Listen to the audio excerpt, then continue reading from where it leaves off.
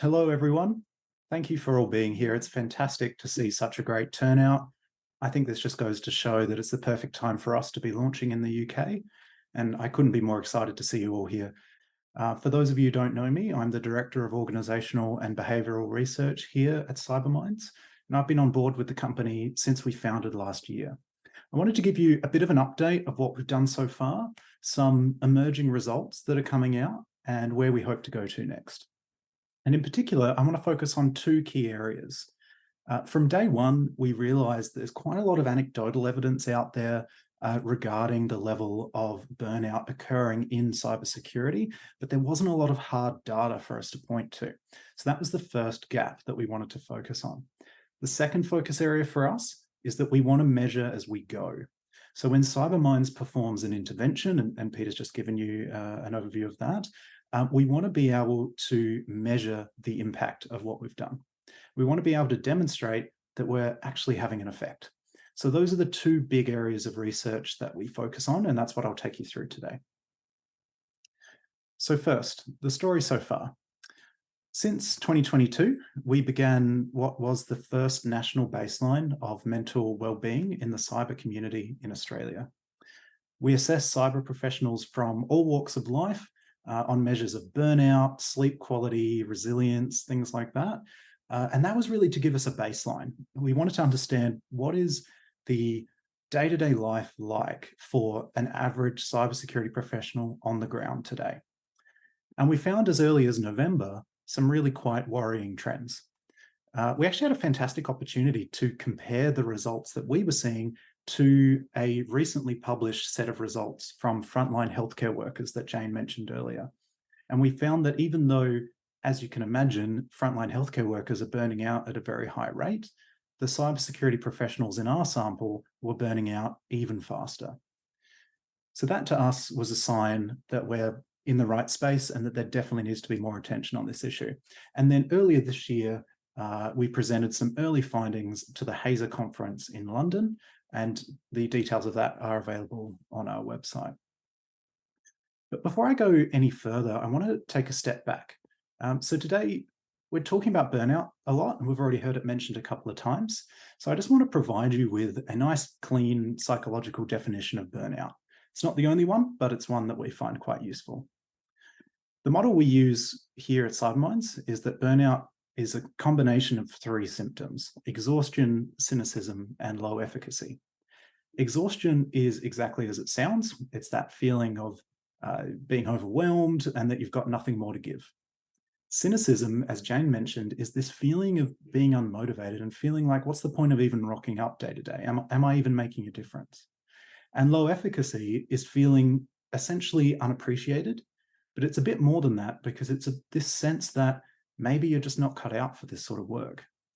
Now, most of the time, that's not true. Most of the time, people in this industry are actually very good at what they do. But when you're constantly up against unrealistic targets, low appreciation from others, constant change, it's very easy to convince yourself that maybe I'm the problem and maybe I need to leave. So when those three things come together for the same person at the same time, that's burnout. Now, I could show you metrics for all three of those things, but I want to focus on just one.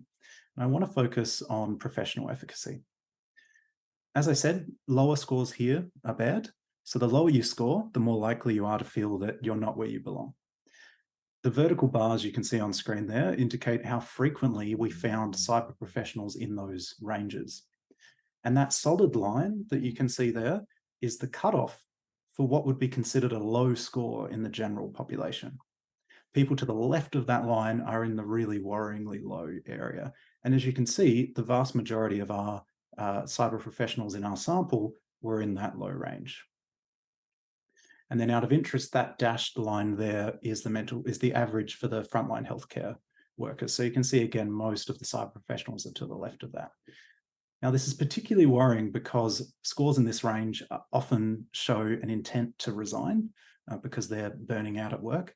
And in the best instance, that'll simply mean they leave their role. But in the worst instance, they'll leave the cyber industry entirely. And when that happens, not only have we lost some valuable talent, we've also lost all of the tacit knowledge and skills that that person will have built up over the years. Second thing I want to touch on really quickly is sleep quality. Um, I didn't mention it earlier, but clearly we are not siloed beings. If something is stressing us at work, it's going to have impacts into other part of our life. And the first place we often see that popping up is sleep quality. Now, the graph you're seeing on screen is not cyber professionals, that's actually the general population. You can see that when you ask people to rate their sleep quality from very bad to very good, you get this nice curve, and most people sit in the middle somewhere. The average cyber professional in our sample was here. Now, that clearly is worrying, both just for its own sake, but also because if people are really struggling to get a proper amount of sleep and work is keeping them up at night, then that's going to impact their ability to function day to day, and that's going to have security implications for the business. So what are we doing to help? As I said, we provide interventions to help address the issue, and for the last year, we've been measuring as we go. And we're really happy to report that we've had over 150 participants complete our 8-week program. As part of that, they complete an assessment of their levels of stress at work. And they complete that assessment before, during, and after the intervention. And we measure them on 10 different ways that they might experience stress at work. You can see them listed there. A lot of these will probably be very familiar to you, all the way from simply feeling nervous to feeling like things are piling up and you're becoming overwhelmed. This is the data that we found.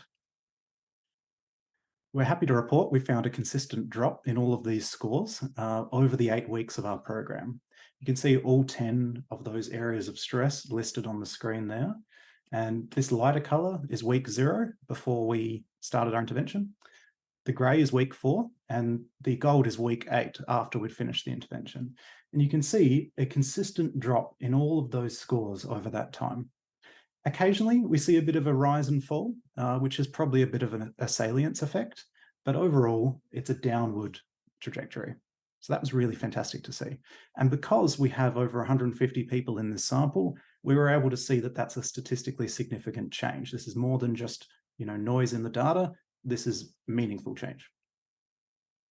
I want to draw your attention to 3 parts that we measured. So we asked people in the last month how often have they felt that they couldn't cope with all the different things they need to do.